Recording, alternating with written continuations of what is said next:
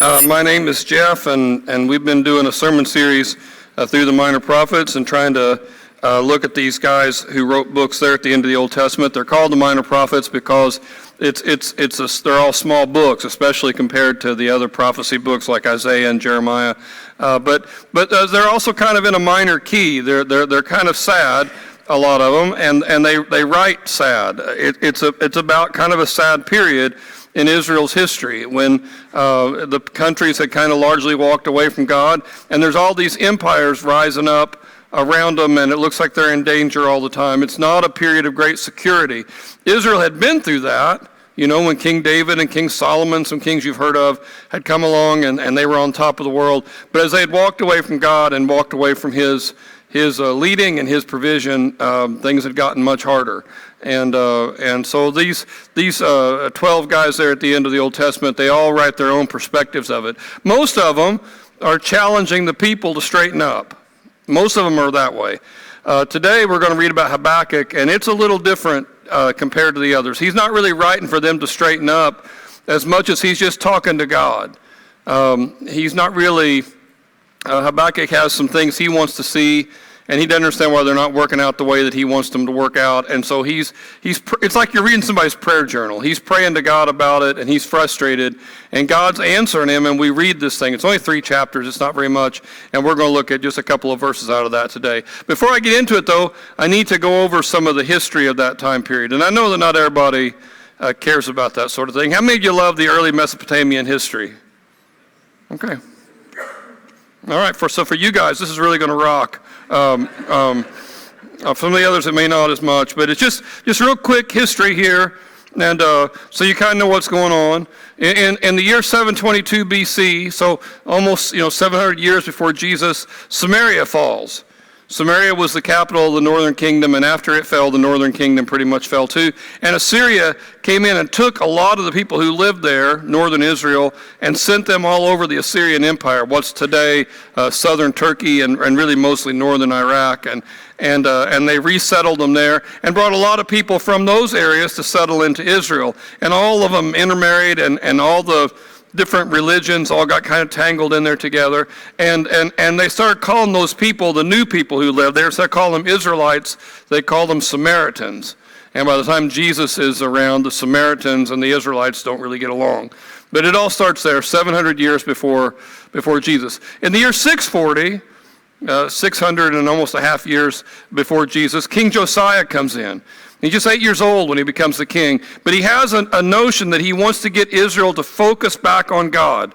They had seen the northern kingdom fall. The southern kingdom had been threatened over and over and again by Assyria, and God had come through, and Josiah said, God's our hope. We live in a world with great big empires, and our hope of staying our own country is to focus on God. And really, all of Josiah's kingship, that's what he does.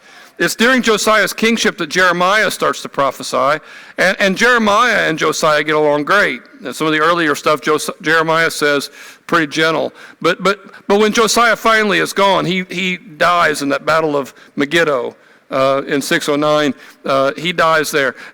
Before that, I'm sorry, I'm skipping some things. Babylon starts to rise up, and they destroyed Nineveh and destroyed the Assyrians. There's no Assyrians anymore. Babylon kind of overruns all that area, and Babylon becomes the new great king, and their only threat to Babylon is Egypt.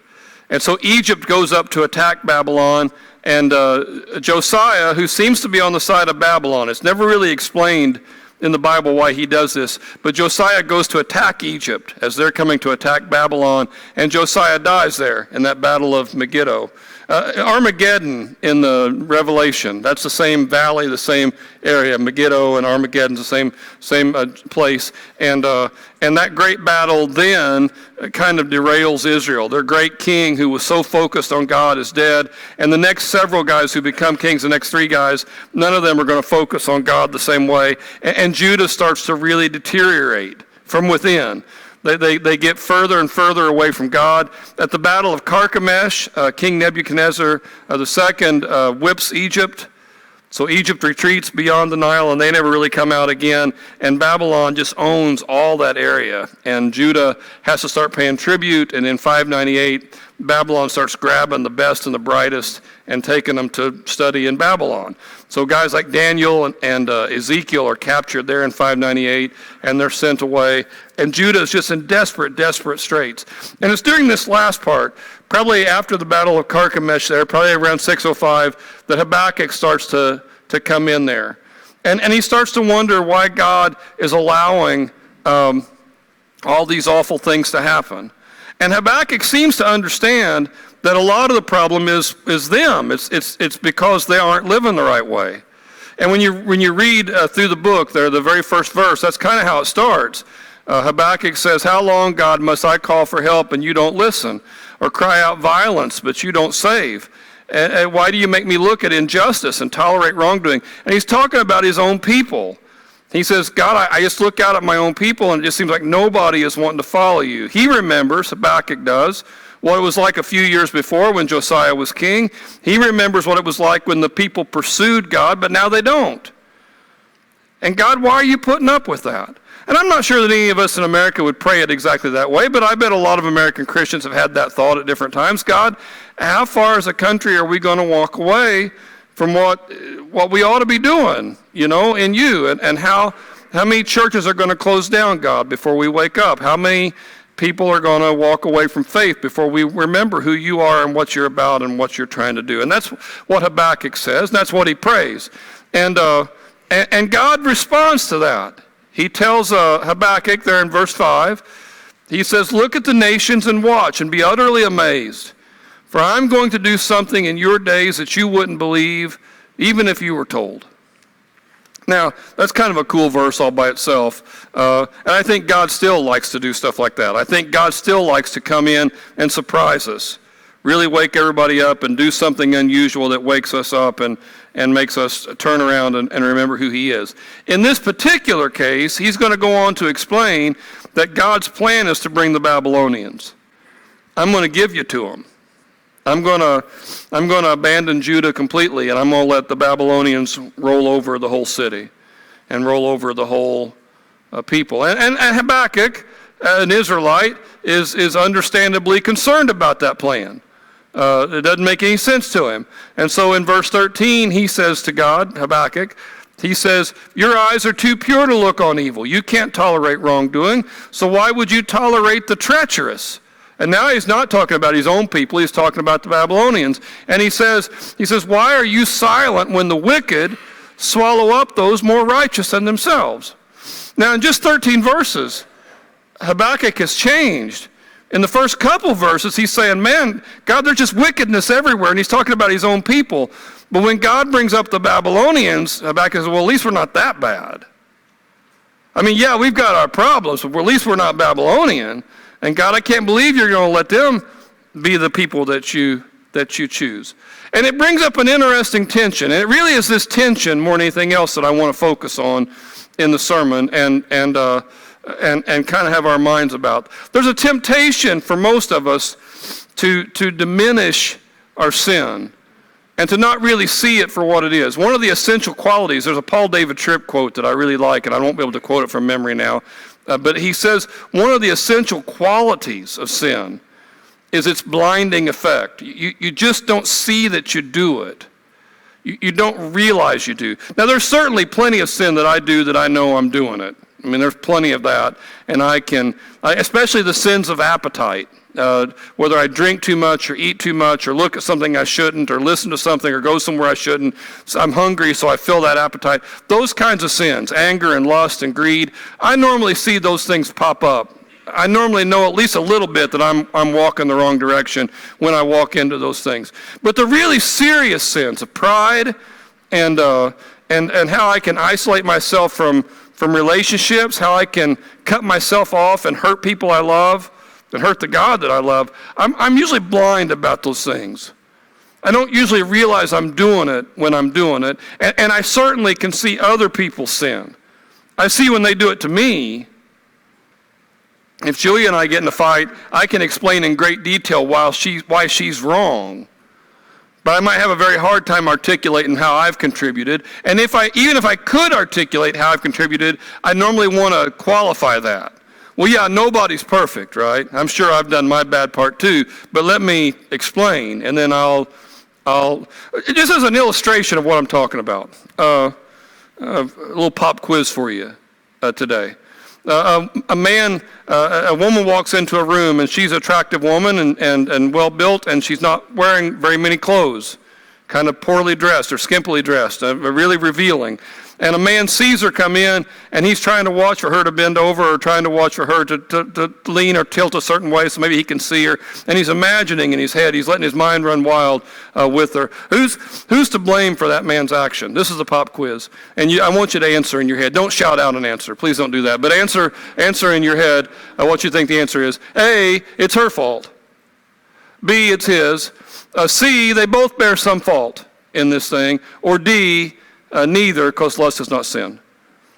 So D is wrong. That's a dumb answer. If you said D, sometimes they'll say there's no dumb answers. D is a dumb answer. And if you said D, that's not true. The Bible talks about this quite a bit. Lust is a sin, and it's not a victimless crime. The stare does great damage to the people who are stared at, whether they know it or not. And it does great damage to the person who's staring. So that's crazy. And if you still believe it's not a sin, come talk to me afterward, and we'll try to straighten that out. So that's not D. So we'll eliminate D.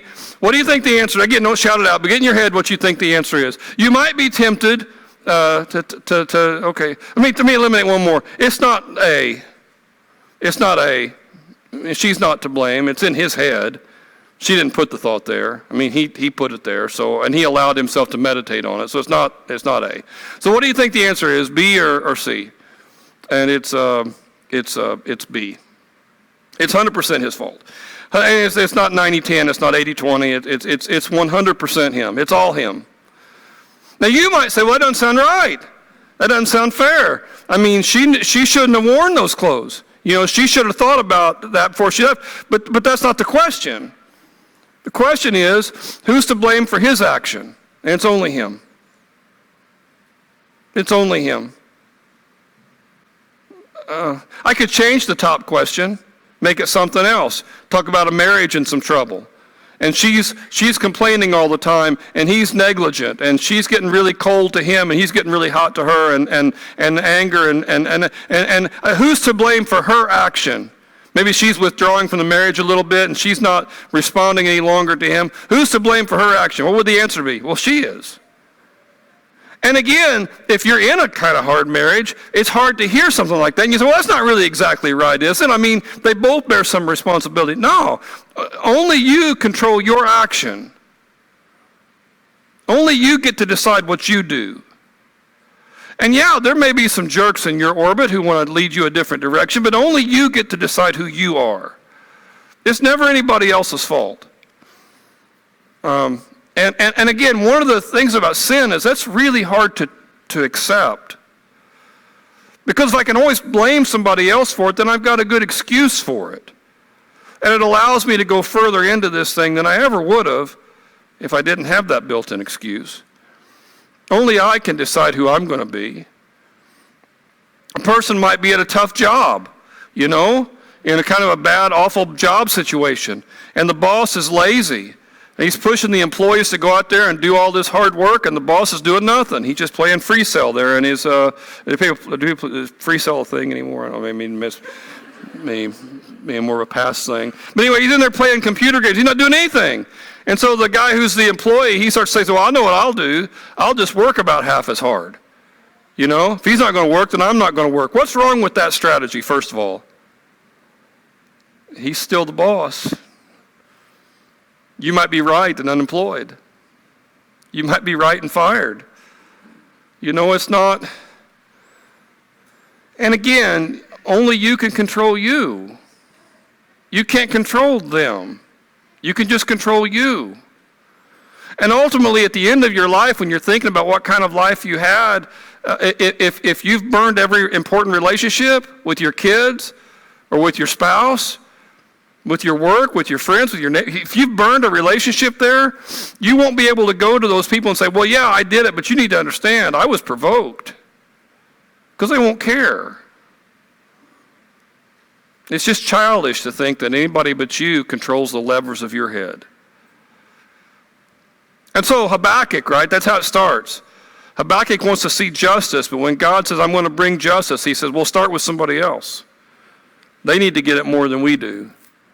And so God speaks to that. And this is probably the most important verse in Habakkuk.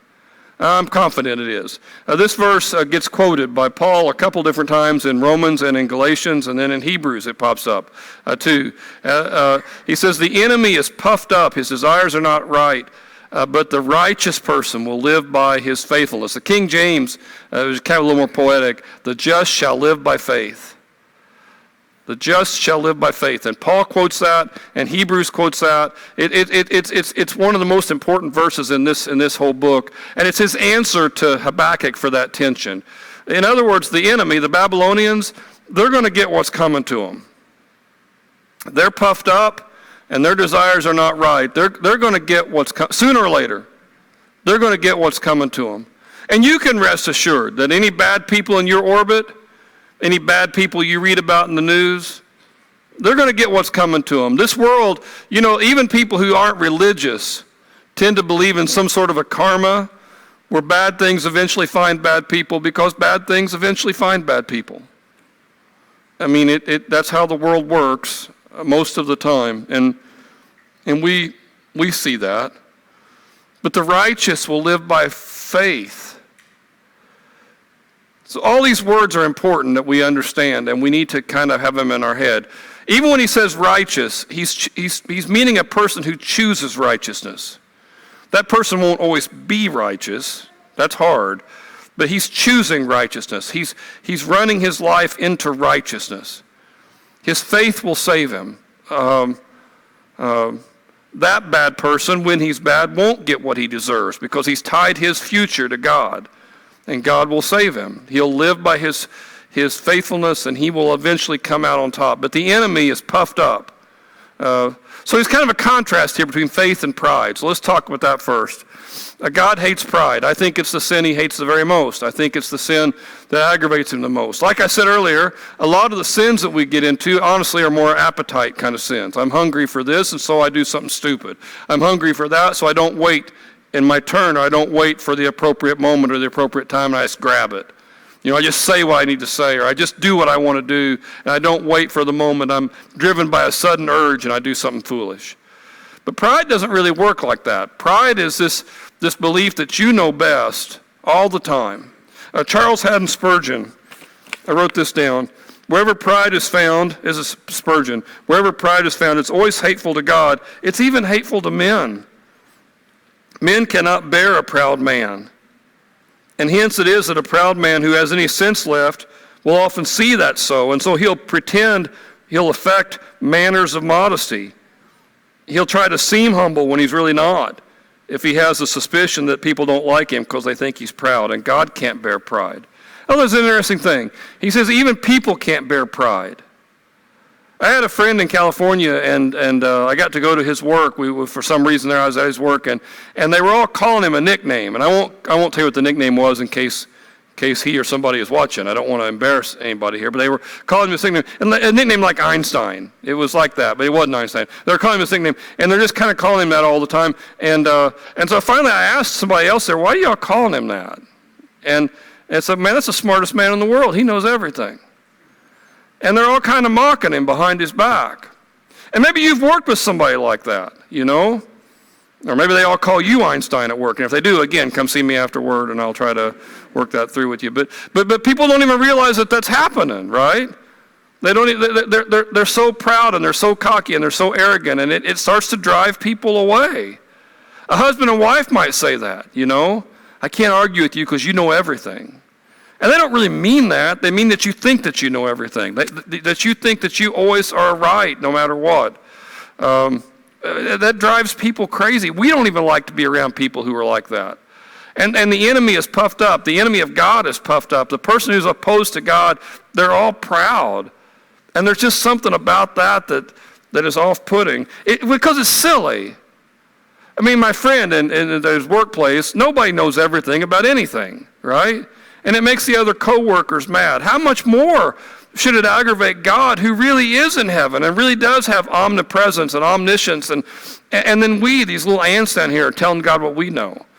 I mean, I think it's crazy that any one of us would puff our chest up against God and think that we can do the right thing. And yet many Christians don't pray. They just do what they want to do. And yet many Christians don't read their Bible. They just feel like they'll figure it out on their own. Many Christians look at church as optional. I don't really need that kind of fellowship. I've got this under control, and that pride can do great damage.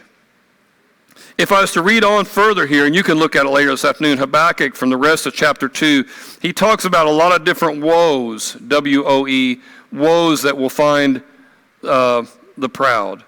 Two or three of them that kind of stuck in my head was drunkenness will find the proud.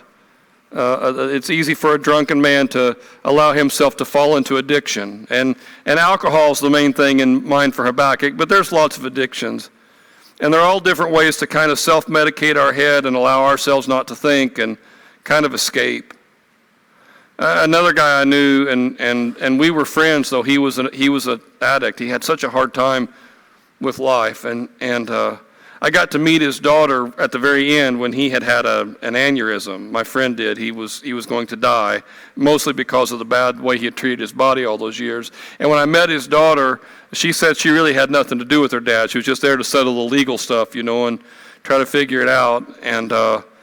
And I said, he's pretty hard to live with. And she said this line. She said, I got to where I hated every holiday because Dad would be home and he'd be drunk. And Dad always thought that I talked to this guy. He always thought he was the life of the party. He always thought when he was drunk, he was the most fun. And maybe that was true in his 20s, I don't know, but it wasn't true eventually. He just kind of died relationally to everybody else. He's just selfish. He just focused on his own thing.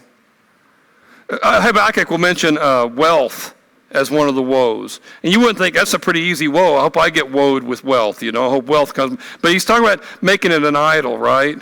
And you make your money your whole target and your whole focus. And I've seen lots of people do that through the years. They want to have this great family, but they want to work 60 hours a week at their job. And it's really hard to have both those things. Or they really want to have this great family, but they want to build this giant nest egg, and so they don't ever take vacations. They don't ever get away. And it's just really hard to do both those things. And wealth can become an idol. It can become all your security. It can become your focus. And if you have a little bit of money, it can make you proud.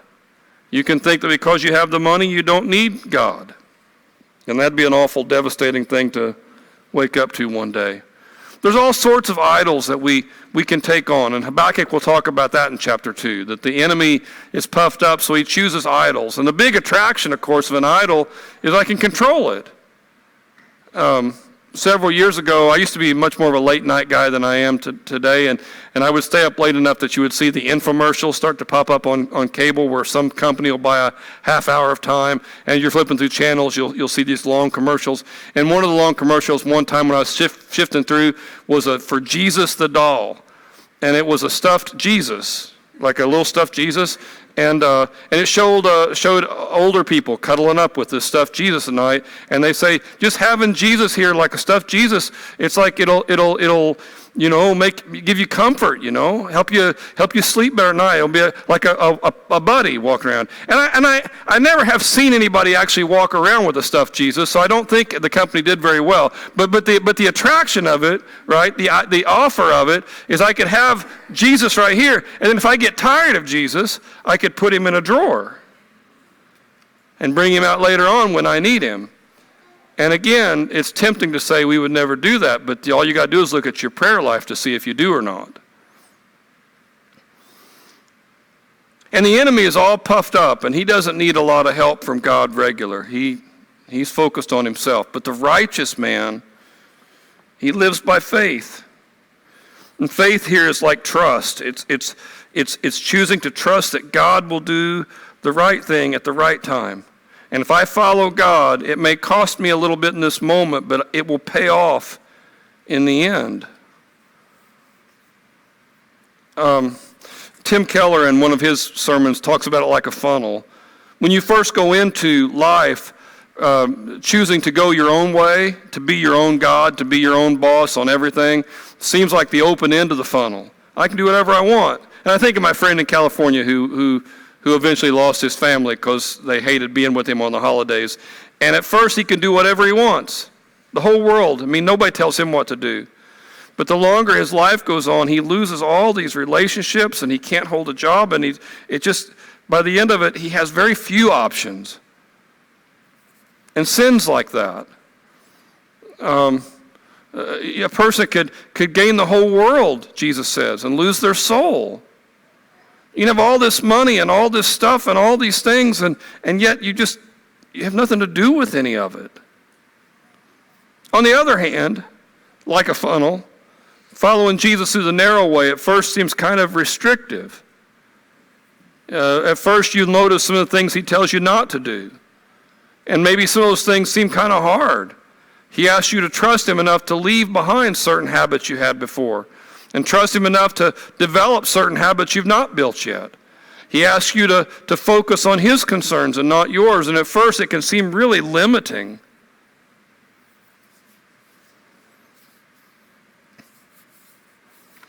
My oldest daughter had a baby this week, and I've been there for all of it.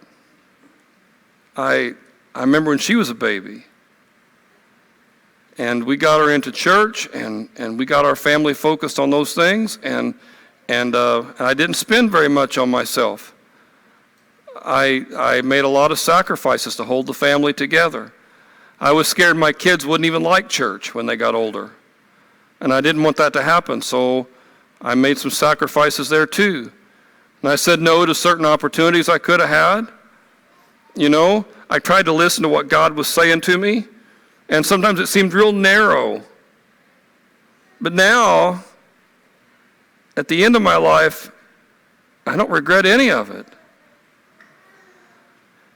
And I took the other grandsons with me. We went to a restaurant. Me and Julia and these 4 wild men. And I went into the restaurant and the waitress says, "How many do we have?" And I said, 2 adults and 4 monkeys. And one of them says, "We're not monkeys." And the waitress says, "We'll see." And she put us in a table way back in the back. I mean, we were away from everybody. We had like a wall between us and everybody else. And I don't regret any of it. I have some regrets about my life. But almost all of them are when I walked away from God. He has proven to be faithful again and again and again and again and again. When we talk about him being good in the song we sang earlier, he is good, and his way is right. I'm so grateful that I've been able to hang on best I could. And where I feel some blemishes in my life, it's when I let go. I remember teaching Alicia, my oldest, how to swim. And for whatever reason, she was a little nervous about it. The other 2 took to it a little quicker than she did. But I remember her being on the side of the pool, and she's got these giant floaties on her arm. They're as big as her head. I don't think you could have pushed her under the water, and she'd have popped back up like a beach ball. But she's so scared of getting water in her nose or water in her eyes, water on her face. So I'm in the pool, and jump to me, and I'll catch you. And she's not sure. Because she jumped me once and she got water in her nose. And she's not sure I can be trusted. It's a hard risk for her, you know. Because if she jumps off, who knows what will happen? It'll be in my control and not hers. And so she's got to decide.